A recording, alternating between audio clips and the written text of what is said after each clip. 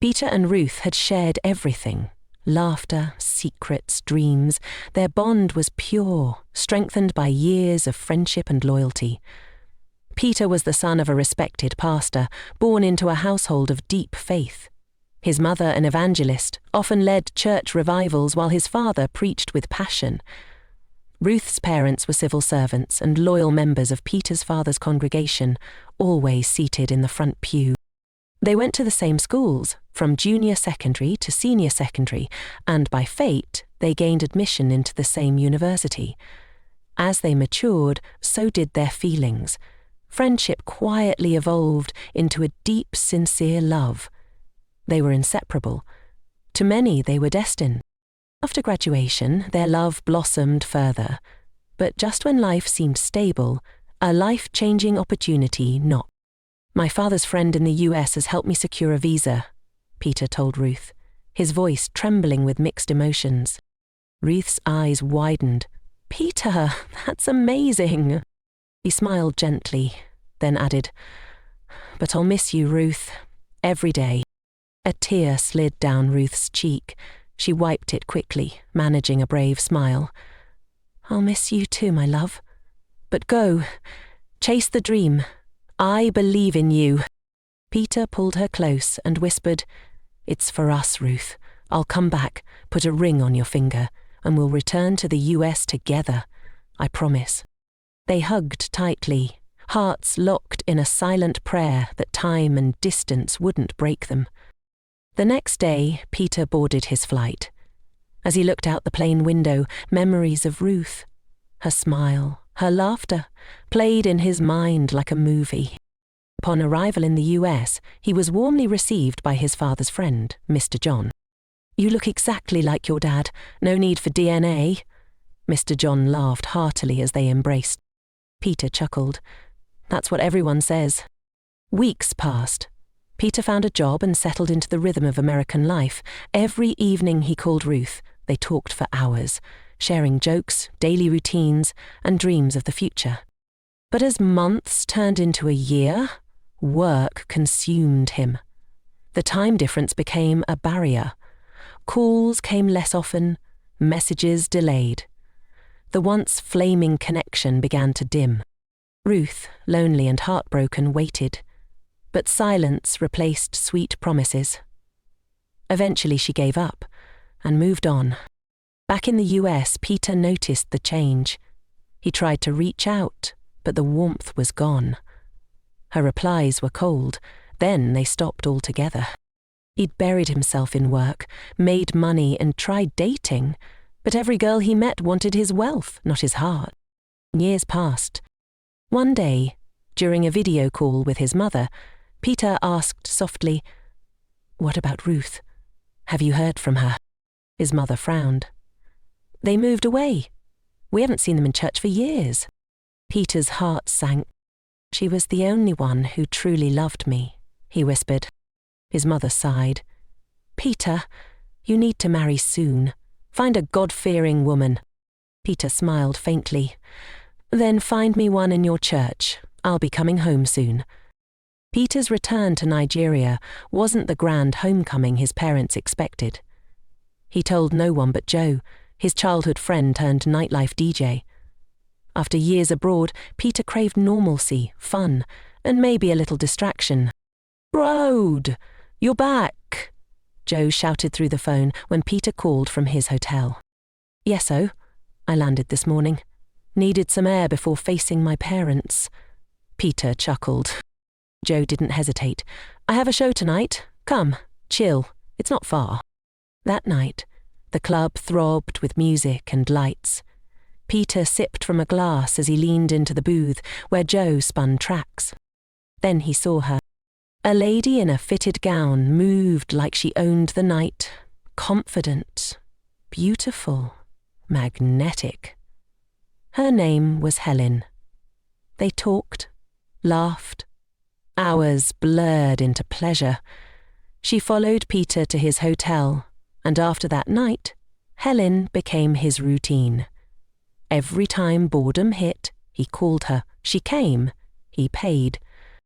Yeah, she never asked for more. but something always felt off. Her eyes, too calculating, her laugh rehearsed.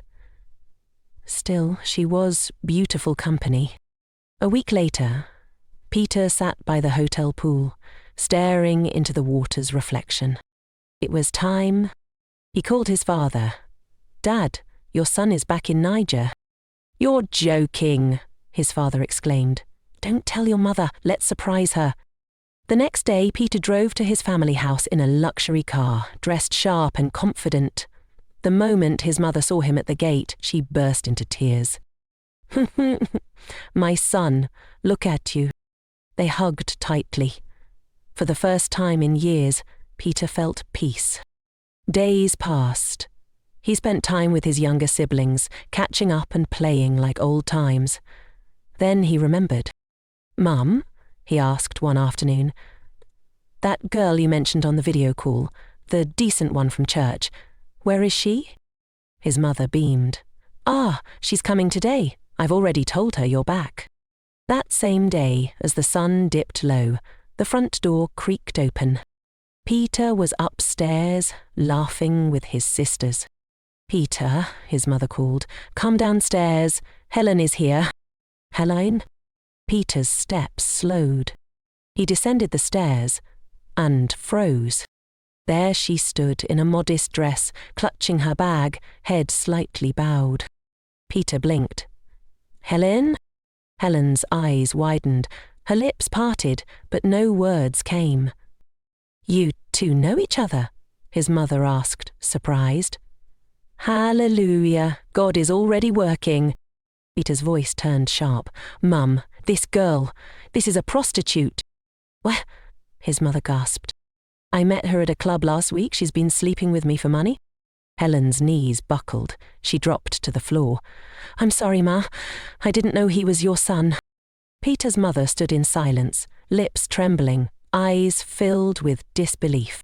"I only dress holy in church," Helen whispered, weeping. Peter looked away, jaw clenched. "I came home to find a wife, not to be fooled." As Helen fled the house in shame, the silence left behind was louder than any scream. And Peter's heart felt colder than ever. Peter sat outside on the veranda, staring into the night. His heart was heavy. The stars above Lagos twinkled with a mocking brightness, as if they didn't just witness the most humiliating moment of his return. Inside, his mother paced slowly, clutching her wrapper. She had said little since Helen left in tears. When Peter's father arrived from a church meeting, his wife told him everything, word for word. The shock on his face faded into something sterner.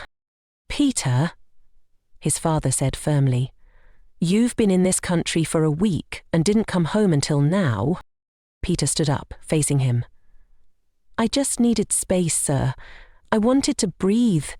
I missed my old life."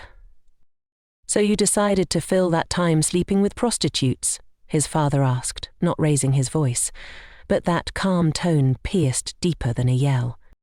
Peter looked down, ashamed. "I didn't know she'd end up being the church girl you spoke about. I only found out today." His father sighed deeply. "Do you know what could have happened? What if she had blackmailed you, or worse?" Peter's mother sat down quietly beside her husband, voice barely above a whisper. "I trusted that girl. She sang in church with such passion, even the pastors said she was spirit-filled." Peter shook his head. "It's all a disguise. These days even wolves wear white robes." His mother's voice cracked. "I just wanted a good woman for you, someone God-fearing, someone different." Peter looked at them both, sadness tightening his chest. "I don't trust women anymore. If not for that club night, I would have married Helen. Imagine marrying someone who hides her true self so well." Silence hung between them like fog. His father stood up. "Peter, you've been hurt, but don't allow bitterness to blind you. There are still good women out there. You just need to pray and look with discernment, not desire." Peter nodded slowly, though doubt still clouded his heart. Weeks passed. Peter distanced himself from social scenes. No clubs, no parties, just family, church and business meetings. One Saturday afternoon, his mother nudged him. "Let's go to the market. You need to start getting used to Niger life again." Peter groaned but followed. After picking groceries, he offered to carry the bags back to the car while she waited at the pharmacy. As he crossed the mall parking lot, a familiar figure caught his eye. A woman walking gracefully toward a Toyota. Simple blouse, natural hair in a bun, no makeup, no pretense. Peter froze. "Ruth," he called out. She turned sharply, her eyes wide in disbelief. "Peter?" Their eyes locked. Time stilled. The noise of the mall faded into the background. They both stepped closer. No words, just a long, warm embrace that felt like home. Peter pulled back slightly. "I can't believe it. After all these years." "I thought you vanished forever," Ruth smiled softly. Peter grinned. "I just came back, for a lot of reasons, but maybe, mostly, for this." Peter and Ruth sat on a bench outside the mall, shaded beneath a jacaranda tree. Shopping bags forgotten, they clung to each other's presence like a long-lost melody finally played again. "You look different," Ruth said, studying his face with a smile. "Better or worse?" Peter teased. "Older," she laughed, "but fine, very fine." Peter chuckled. "You've changed too, but still the same eyes, still Ruth." She looked away for a second, something clouding her gaze. "So, are you married now?" Peter hesitated, then shook his head. "No. I almost made a terrible mistake, though." Ruth raised a brow. "How terrible?" He hesitated, debating whether to tell her everything, but something about Ruth, her honesty, her calm presence, made him feel safe. "I almost got engaged to someone my mum introduced from church. Turned out to be a club girl I had paid for. Well, you get the picture." Ruth blinked. "Peter? Wow." He gave a dry laugh. "Exactly. If I hadn't recognized her, I would have walked into disaster." Ruth folded her arms, her expression unreadable. "You always liked risky adventures." Peter grinned. "I guess some lessons must be lived to be learned." They sat in silence, the wind brushing past them softly.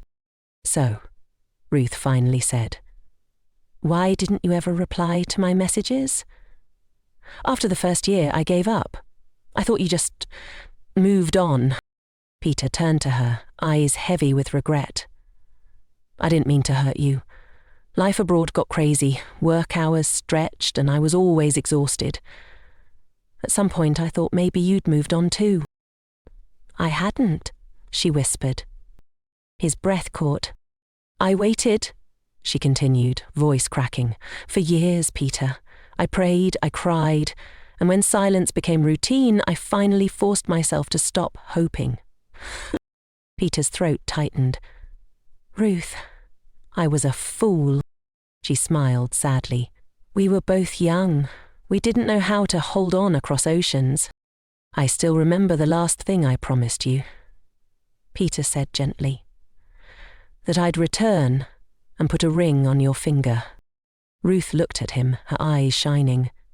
"You're saying that now, Peter, but things have changed." He reached for her hand. "Then let me earn it back." She hesitated, then slowly intertwined her fingers with his. Later that day, Peter returned home in a strange daze. When his mother asked where he'd gone, he only said, "I ran into an old friend." That night, Peter couldn't sleep. His mind raced with the memory of Ruth. Her smile, her voice, the way she still looked at him like he mattered. The next morning, he called her. "Can we meet again?" "Yes," she said.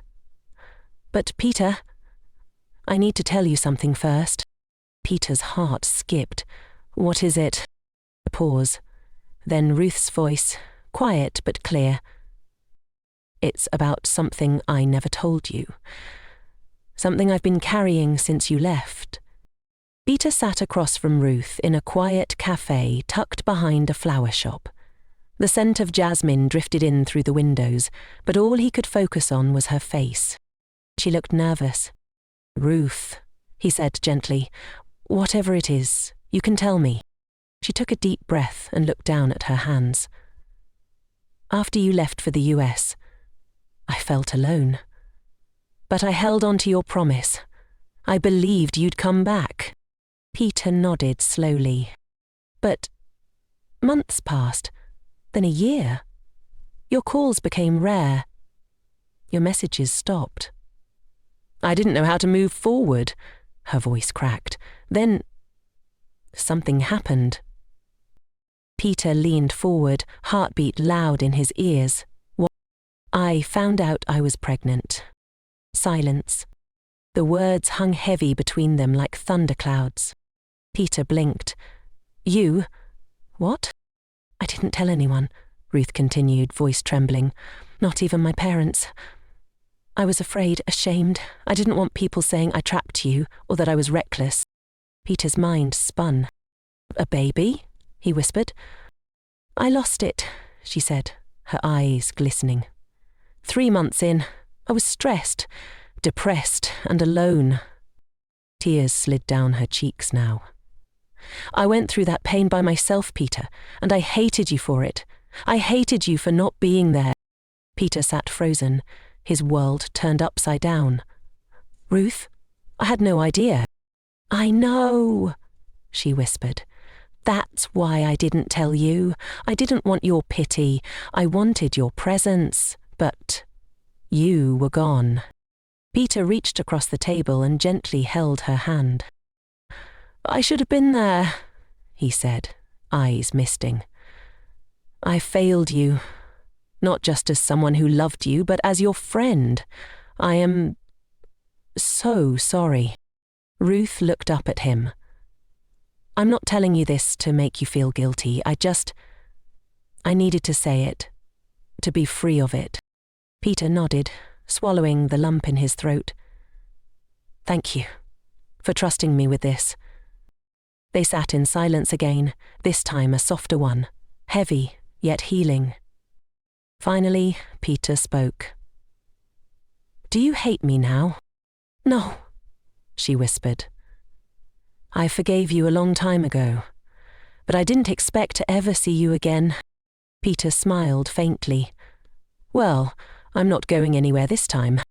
Ruth gave a soft laugh. "I've heard that line before. I mean it now more than ever." As they stood to leave, Peter gently placed a hand on her back. "Let's start again. Slowly. As friends, maybe more. Only if you want." She looked at him with a mixture of warmth and caution. "I'll think about it." Peter nodded. "Fair." As Ruth walked to her car, Peter watched her go. The woman who'd carried his child suffered in silence and yet still stood strong. He realized then Ruth wasn't just the girl he once loved. She was the woman he never deserved but desperately wanted a second chance with. The days that followed were a slow dance of rediscovery. Peter and Ruth began meeting more often. Lunch dates, walks at the park, late-night calls that lingered into dawn. There were no titles, no promises, just two people relearning the language of each other's hearts. Peter noticed everything. How Ruth now carried herself with quiet strength. How she laughed a little less, but smiled more genuinely. She wasn't the girl he left behind. She was stronger, wiser, and perhaps scarred in places he couldn't see. One evening, they sat at the edge of Lekki Beach, barefoot in the sand. "I've thought about this moment," Peter said, his voice low. "Not just seeing you again, but sitting beside you like this. I thought it was gone forever." Ruth stared out at the waves. "Sometimes I still ask myself if this is real. If I'll wake up and find it was all just a dream." Peter turned to her, his voice trembling. "What would you say if I told you I still love you?" Ruth's breath caught. I've loved you since we were kids, he continued. Even when life happened, even when we stopped talking. No one else ever came close. She turned to him slowly. Peter, I don't want to be someone you run back to, just because others failed you. Not running, he said quickly. I've made mistakes, but this isn't a backup plan. It's the one I should have stayed committed to all along. Ruth held his gaze, then slowly leaned her head on his shoulder. No more words were needed. A week later, Peter decided to bring Ruth home. He had told his parents about her strength, her truth, and the pain she carried silently. His mother was hesitant at first, still reeling from the Helen episode, but Peter insisted, "This one isn't pretending. She's the only real one I've ever known." So that Sunday, Ruth walked into the pastor's house wearing a soft Ankara gown, hair tied back neatly, carrying a warm smile and a gift basket. Peter's mother eyed her carefully. "You're Ruth?" "Yes, Ma," she said respectfully. "Thank you for having me." They talked, laughed carefully. Ruth spoke about her government job, her time in church, her love for children. When Peter's mother walked her to the door, she touched Ruth's hand gently. "Next time, come with your natural smile again. It suits you." Peter couldn't stop grinning. That night, after Ruth left, his father entered Peter's room. "She's the one." Peter nodded. "She always was." His father smiled, then placed a hand on his shoulder. "Then don't waste time." Peter stared at the ceiling that night, heart pounding with hope. He had nearly lost Ruth forever, to silence, to distance, to pride. But now, he wasn't letting go. The church was filled with soft music and the scent of fresh white roses. Peter stood at the altar in a cream-coloured agbada, nerves dancing in his stomach. His father stood beside him, not just as the officiating pastor, but as a proud father. The very man who once warned him about chasing shadows now beamed with pride. "Are you ready?" his father asked quietly. Peter smiled. "I've been ready since we were 13. The doors at the back opened. Gasps echoed as Ruth stepped into view, draped in a flowing white gown that shimmered with grace. Her natural hair was styled in soft curls, her eyes locked on Peter's. Every step she took down the aisle carried the weight of years, of love, pain, separation, and hope. Peter's eyes brimmed with tears. This was not just a wedding. It was a homecoming of two hearts. As she reached him, Peter whispered, "You're more than I prayed for." Ruth smiled. "And you took long enough." Laughter filled the church. The vows were exchanged with trembling voices and hands held tight. Rings slid onto fingers. Promises made not just for the future, but in redemption for the past. "I now pronounce you husband and wife," the pastor declared. "What God has joined. Let no heartbreak, ocean, or mistake tear apart," Peter interrupted with a smile, earning another round of laughter. The reception was modest but beautiful, a hall filled with friends, church members, and even Joe, who stood awkwardly in a suit, proudly filming on his phone. Peter's mother pulled Ruth aside. "You know, after all that drama with Helen, I was scared. But now I see. God had a better plan." Ruth smiled warmly. Sometimes delay is just divine timing in disguise. Back at the head table, Peter stood with a microphone. "I came back to Nigeria with one goal, to find a good woman, and what I found was the one I left behind." The crowd clapped. "I thought success was measured in dollars, but today I understand it's measured in who stands beside you when the world is silent." Tears filled Ruth's eyes. "And for the record," he added, "I kept my promise. I came back to put a ring on her finger." After few days, as they packed their bags to return to the US together. Peter looked at Ruth as she folded her veil. "You sure you're ready for America?" "As long as I'm going with you," she said, "I'm ready for anywhere." At the airport, as they walked toward their gate, Peter paused. "Remember the first day I left? You said, 'I'll miss you, my love.'" Ruth nodded. Peter grinned. "This time, I'm not going anywhere without you." She leaned into him, resting her head on his shoulder. And just like that, the boy who once left with a dream returned with his heart full and whole. If you were Peter, a pastor's son, and you discovered that the decent church girl your parents want you to marry is actually someone you've secretly slept with, would you tell your parents the truth and reject her? Or would you keep it quiet and marry her to protect your image? Thank you for watching. Don't forget to like, share, subscribe, and tell us where you are watching us from.